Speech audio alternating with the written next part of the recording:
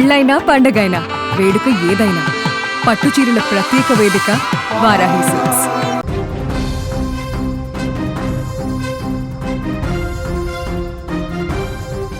తునిలోని చిన్నారి జ్ఞానేశ్వరి మిస్సింగ్ కేసులో తాజాగా 10 రోజులు దాటింది. ఇంకా ఎలాంటి ఆనవాలు దొరక్కపోవడంతో సెర్చ్ ఆపరేషన్ని మరింత వేగవంతం చేశారు. ఈ నేపథ్యంలో ఒక అప్డేట్ కనిపిస్తుంది. ఈరోజు ఫెన్సింగ్ వద్ద పాపకి సంబంధించినటువంటి కొన్ని వెంట్రుకలు దొరికాయి అంటూ కూడా తెలుస్తుంది. ఈ నేపథ్యంలో ఆ వెంట్రుకలను ఫోరెన్సిక్ ల్యాబ్కి పంపించి విశ్లేషించేటువంటి అవకాశం కూడా కనిపిస్తుంది. ప్రస్తుతము సిహెచ్ అగ్రహారం గ్రామంలో ఆ చిన్నారి అదృశ్యం ఇప్పుడు ఆంధ్రప్రదేశ్నే కాదు 2 తెలుగు రాష్ట్రాలలో కూడా సంచలనంగా మారినటువంటి విషయం మనందరికీ తెలిసిందే. కళ్ళ ముందు ఆడుకుంటూ తండ్రి వెనుక పరిగెత్తుకుంటూ వెళ్ళినటువంటి చిన్నారి జ్ఞానేశ్వరి ఒక్కసారిగా మాయమైపోయింది. అక్కడ ఇప్పటికీ 10 రోజులు అవుతుంది. ఆ యొక్క పామాయిల్ మొత్తాన్ని కూడా జల్లెడ పెట్టి గాలించినా కూడా ఇంతవరకు ఎలాంటి ఆనవాళ్ళు కానీ పాప ఆచూకీ కానీ లభించకపోవడంతో కుటుంబ సభ్యులు గుండెలు బాదుకుంటున్నారు. పోలీసులు స్థానికులు తీవ్ర ఆందోళన చెందుతున్నారు. 10 రోజులు దాటింది, ఇంకా 11వ రోజు కూడా వచ్చిన పాప జాడ తెలియకపోవడం కేసును మరింత చిక్కుముడిలా మారుస్తుంది. అసలు ఆ చిన్నారి ఎలా మాయమైపోయింది, ఒక సామాన్య కుటుంబానికి చెందిన పాపను అపహరించిన వారెవరు, ఈ ప్రశ్నలకు సమాధానం కోసం యావత్ గ్రామం కూడా అక్కడ ఎదురు చూస్తుంది. అయితే ప్రస్తుతం పూర్తి స్థాయిలో దర్యాప్తు జరుగుతుంది. దాదాపు 200 మందికి పైగా పోలీసులు రంగంలోకి దిగారు. గ్రామంలో ప్రతి అంగుళాన్ని కూడా జల్లెడ పడుతున్నారు. చిన్నారి మిస్ అయిన ప్రదేశాన్ని పరిశీలిస్తే అక్కడ ఒక వైపు పాప ఇల్లు, మరొక వైపు తోట కనిపిస్తాయి. తోట మీదుగా అగ్రహారం గ్రామానికి వెళ్ళే దారి ఉంటుంది. సో ఈ దారిలో ఫెన్సింగ్ వేసి ఉంటుంది. ఆశ్చర్యకరమైనటువంటి విషయం ఏంటంటే ఈ ఫెన్సింగ్ ఉన్న ప్రదేశం దగ్గర ఇప్పుడు కొన్ని వెంట్రుకలు దొరికాయి. ఇవి జ్ఞానేశ్వరివేనా అన్న కోణంలో పోలీసులు ఫోరెన్సిక్ పరీక్షలకు పంపారు. అక్కడ దొరికినటువంటి వెంట్రుకలకు పాప అదృశ్యమైనటువంటి దానికి ఏదైనా సంబంధం ఉందా లేదా అనేది ఇప్పుడు తేల్చాల్సిన పరిస్థితి ఏర్పడింది.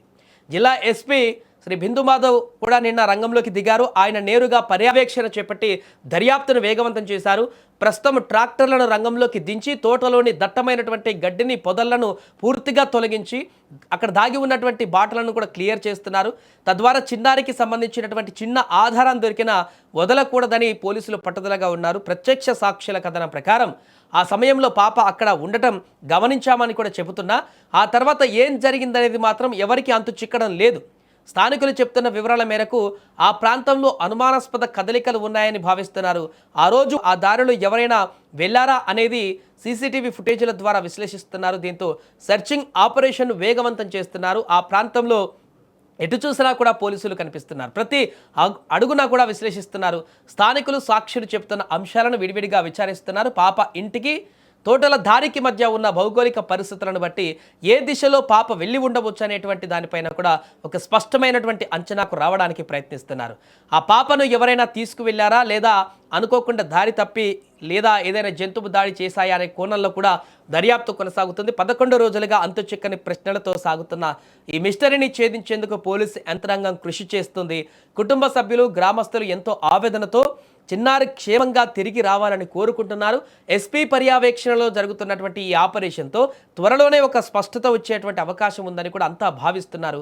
ఏ చిన్న ఆధారం దొరికినా కేసు మలుపు తిరిగేటువంటి అవకాశం ఉన్నందున పోలీసులు అప్రమత్తంగా వ్యవహరిస్తున్నారు. ఈరోజు అప్డేట్ ఏంటంటే ఇన్ని రోజుల్లో అక్కడ ఫెన్సింగ్ దగ్గర కొన్ని హెయిర్స్ దొరికాయి. అక్కడ పాప హెయిర్ ఏనాది లేకుంటే ఇంకెవరిదైనా హెయిరా అనేటువంటి దాన్ని ఈ ఫోరెన్సిక్ ల్యాబ్లో రిపోర్ట్లో వచ్చేటువంటి దాన్ని బట్టి అర్థమైపోతుంది. ఒకవేళ అవి పాప వెంట్రుకలు అనేటువంటి విషయం క్లారిటీ వస్తే ఫెన్సింగ్ సైడే పాప అటువైపు వెళ్ళింటుందనేటువంటి ఒక క్లారిటీ వస్తుంది. కాబట్టి అటువైపుగా ఆ దిశగా కూడా దర్యాప్తును మరింత వేగవంతం చేసేటువంటి అవకాశం కనిపిస్తుంది. మరొక వైపు ఈరోజు ట్రాక్టర్లన్నీ కూడా బరిలోకి దిగాయి. అక్కడ ఈ అన్ని ఎకరాలలో 50 పైన ఎకరాల్లో ఉన్నటువంటి పామాయిల్ తోటలో గడ్డి ఎక్కడెక్కడ మొలిచినటువంటి దగ్గర కానీ దట్టమైనటువంటి అక్కడ చెట్లు ఉన్నటువంటి పొదలలో కానీ అదంతా క్లియర్ చేసి అక్కడెక్కడైనా చిన్న గుంతలో కానీ ఎక్కడైనా పాప పడిపోయిందా కనిపించట్లేదా అనేటువంటి దానికి సంబంధించి చెదురు చేస్తే మొత్తం కూడా బయటికి ఆ ప్రాంతం అంతా కూడా కనిపించేటువంటి అవకాశం ఉంటుంది. కాబట్టి ఎక్కడైనా చిన్న హోల్లో ఇరికినా కూడా పాప తెలిసేటువంటి అవకాశం ఉంటుంది. కాబట్టి ఆ రకంగా కూడా ఇప్పుడు పెద్ద పెద్ద ట్రాక్టర్లను తీసుకువచ్చి కూడా వాటిని చెదురు చేసేటువంటి పరిస్థితికి అయితే పూనుకున్నారు. ఏదేమైనా 11వ రోజుకు వచ్చినా కూడా పాప ఆచూకీ ఏమాత్రం లభించకపోవడం అయితే అందరిని ఇప్పుడు తీవ్ర దిగ్భ్రాంతికి గురి చేస్తుంది.